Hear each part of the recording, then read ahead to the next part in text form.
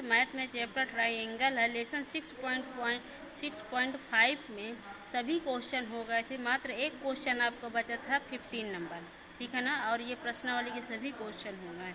इसको देख लीजिए। किसी समबाहु त्रिभुज ABC की साइड BC पर एक पॉइंट D इस प्रकार स्थित है कि BD इक्वल 1/3 BC है। सिद्ध करना है AD square equal 7AB square, ठीक है ना। तो सबसे पहले हम क्या करेंगे, ABC एक समबाहु त्रिभुज बना लेंगे। देख लीजिए यहाँ पे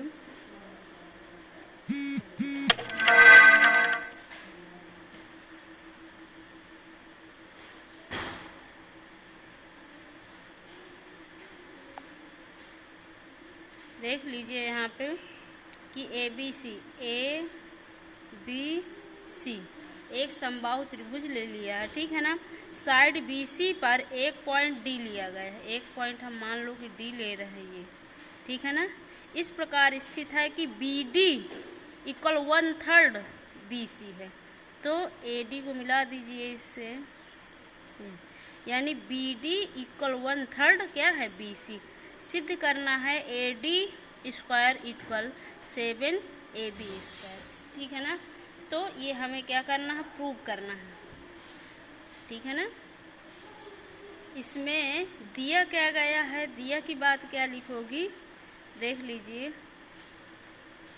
दिया में लिखो कि ABC एक समबाहु त्रिभुज है, ठीक है ना। त्रिभुज ABC एक समबाहु त्रिभुज है जिसके आधार BC पर एक पॉइंट D इस प्रकार लिया है कि BD इक्वल 1/3 BC। ये बात आपकी काहे की हो जाएगी, इतनी बात दिया की हो जाएगी। अच्छा, इसमें एक पॉइंट आप रचना कर दीजिए। रचना में क्या करिए कि A से BC पर लंब डाल दीजिए। क्या करिए,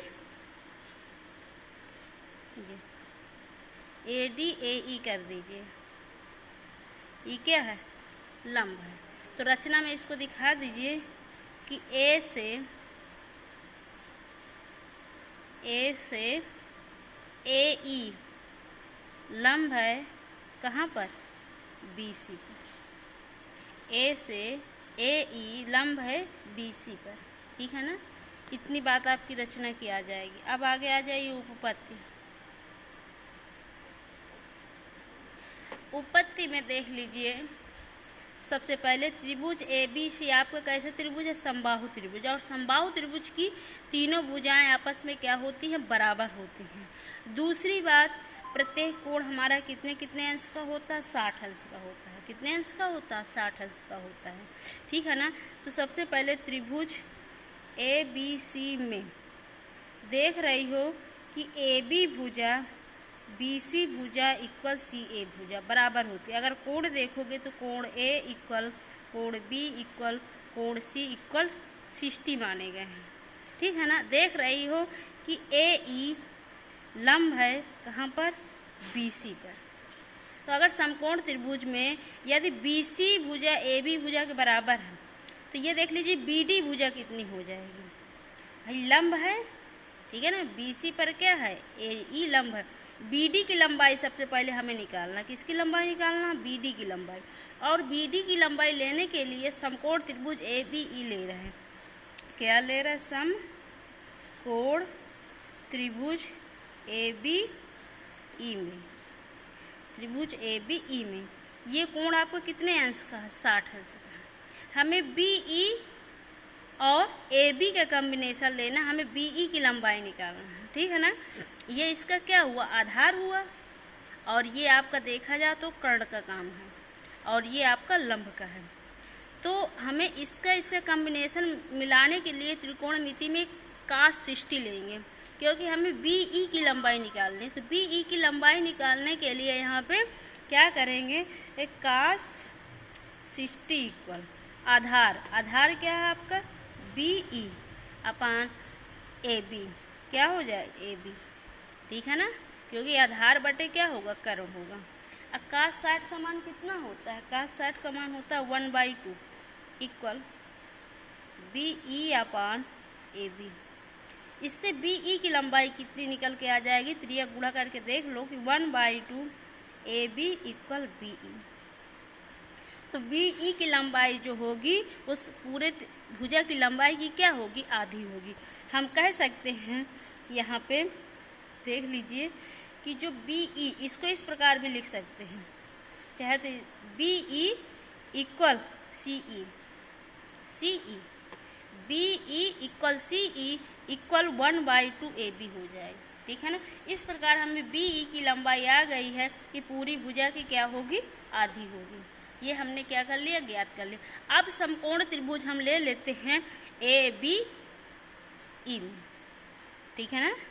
तो यहाँ पे समकोण त्रिभुज ABE में आप देख रहे हैं पाइथागोरस प्रमेय लगाएंगे, क्योंकि ABE कैसा त्रिभुज हमारा समकोण त्रिभुज, पाइथागोरस प्रमेय लगाएंगे तो क्या हो जाएगा, AB का स्क्वायर इक्वल हो जाएगा आपका AB का स्क्वायर BE का स्क्वायर प्लस AE का स्क्वायर, ठीक है ना।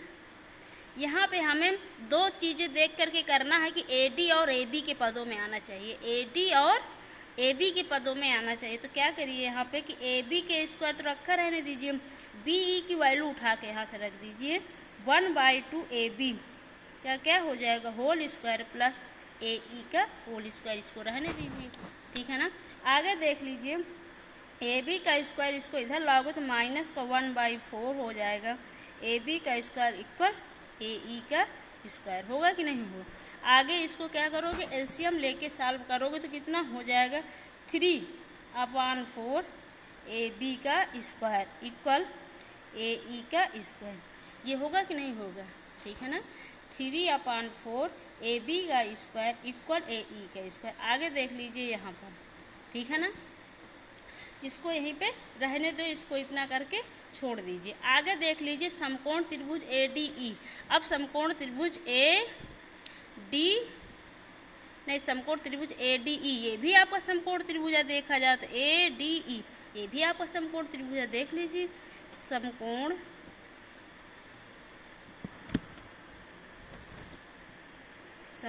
त्रिभुज ADE में, तो समकोण त्रिभुज ADE में देख रहे पाइथागोरस प्रमेय इसमें भी लगा दीजिए।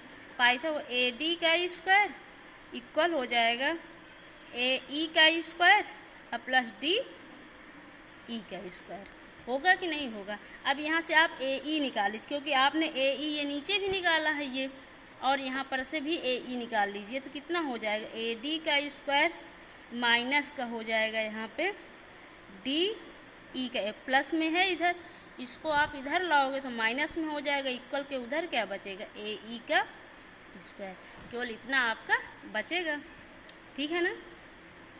आगे देख लीजिए, अगर देख रहे हो आपको ज्ञात है एक चीज़ यहाँ पे कि BD इक्वल 1/3 BC है, ये बात आपकी कहाँ से है, दिया से है, ठीक है ना, कि BD इक्वल 1/3 BC है आपका, ठीक है ना। अब क्या कर लीजिए यहाँ पे कि आपका निकल के आ गया है, देखोगे BD, और यहाँ पे देख लीजिए आपको क्या नहीं 1/3 CE और BE से आप घटा दीजिए क्या, BD घटा दीजिए, ठीक है ना, क्योंकि आपने इसको चाहे आप इक्वेशन फर्स्ट मान लीजिए, इसको क्या मान लीजिए इक्वेशन फर्स्ट, ठीक है ना, इक्वेशन फर्स्ट इसको मान लीजिए। और यहाँ पे एक चीज़ और देख लीजिए, इक्वेशन फर्स्ट इसको मान लीजिए इक्वेशन सेकंड, और इसको आप मान लीजिए इक्वेशन थर्ड, और इसको इक्वेशन आप मान लीजिए क्या, इसको भी आप मान लीजिए इक्वेशन फोर्थ, ठीक है ना। तो इससे क्लियर हो जाएगा, इक्वेशन फर्स्ट में से फोर्थ को घटाने पर। तो यहाँ पे लिख दीजिए इक्वेशन फर्स्ट में से 4 को घटाने पर, ठीक है ना। तो इक्वेशन फर्स्ट आपने क्या है, ये फर्स्ट में क्या है बीई से, क्योंकि इक्वल के इधर क्या है बीई, इधर इक्वल के इधर क्या है आपका बीडी, घटा दीजिए, ठीक है ना। तो कितना हो जाएगा यहाँ पे देख लीजिए, बीई से क्या घटा रहे हैं आप, बीडी घटा रहे हैं, क्या घटा रहे हैं बीडी इक्वल, इधर बीई इक्वल आया कितना 1/2 AB से माइनस करोगे क्या 1/3, क्या हो जाएगा आपका 1/3 BC, 1/3 क्या हो जाएगा BC। देख लीजिए, तो अगर BE से BD माइनस कर रहे हैं तो DE बच रहा है, क्या बच रहा है DE equal 1/2 AB minus 1/3 BC। BC को हम AB तो लिख सकते हैं क्योंकि BC किसके बराबर AB के भी बराबर, तो BC की जगह पर क्या रख देते हैं AB, क्या रख देते हैं AB। अब देख लीजिए घटा करके कि DE इक्वल कितना एलसीएम आएगा 6, इधर कितना आ जाएगा 6 आएगा 3AB माइनस 2AB, होगा कि नहीं होगा ये 2AB। आगे DE इक्वल कितना हो जाएगा, घटाओगे 1/6 AB, ये आपका निकल के आएगा कि नहीं आएगा, इसमें तो कोई दिक्कत होनी नहीं चाहिए। चाहे तो इसको इक्वेशन आप 5th मान लीजिए, क्या मान लीजिए 5th इक्वेशन मान लीजिए। आगे देख लीजिए यहाँ पे, अब देख लीजिए इक्वेशन 2 से, इक्वेशन 2 और 3 को क्या कर दीजिए इक्वल कर दीजिए, इक्वेशन सेकेंड एंड थर्ड से, इक्वेशन सेकेंड और थर्ड से देख रहे हैं कि यहाँ पे देख लीजिए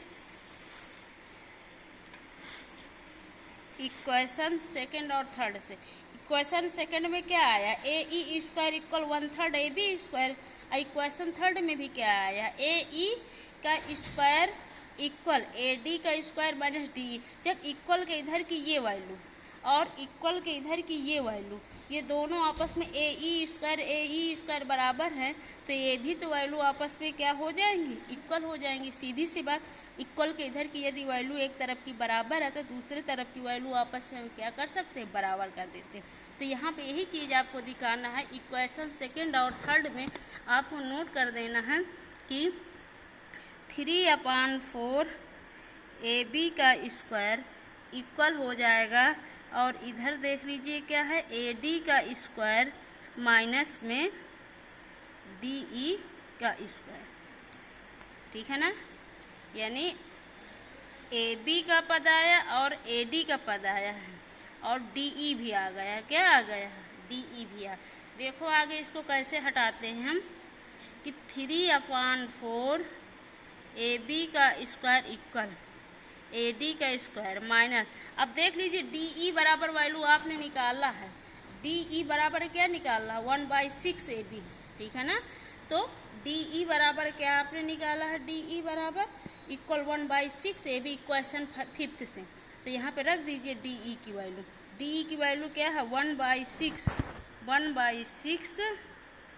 AB स्क्वायर है, तो आप इसको स्क्वायर कर दीजिए। ये आपका कहाँ से आया इक्वेशन 5th से, इक्वेशन 5th से आपने क्या किया मान रखा है, इक्वेशन 5th से आपने मान रख दिया है। अब इसको सॉल्व कर लीजिए, 3/4 AB का स्क्वायर इक्वल AD का स्क्वायर माइनस 1/36 AB का स्क्वायर, होगा कि नहीं होगा। आगे देख लीजिए AB की वैल्यू एक तरफ कर लीजिए, 3/4 AB का स्क्वायर प्लस का 1/36 AB का स्क्वायर इक्वल AD का स्क्वायर। अब इसको सॉल्व कर लीजिए और AB और AD के पदों में वैल्यू है, ठीक है ना। तो इस पर एलसीएम ले लीजिए तो कितना आ जाएगा 36 ही आएगा, ठीक है ना। तो यहाँ पे आ जाएगा 27 AB का स्क्वायर, इधर कितना आ जाएगा AB का स्क्वायर ही रहेगा, इधर AD का स्क्वायर रहेगा।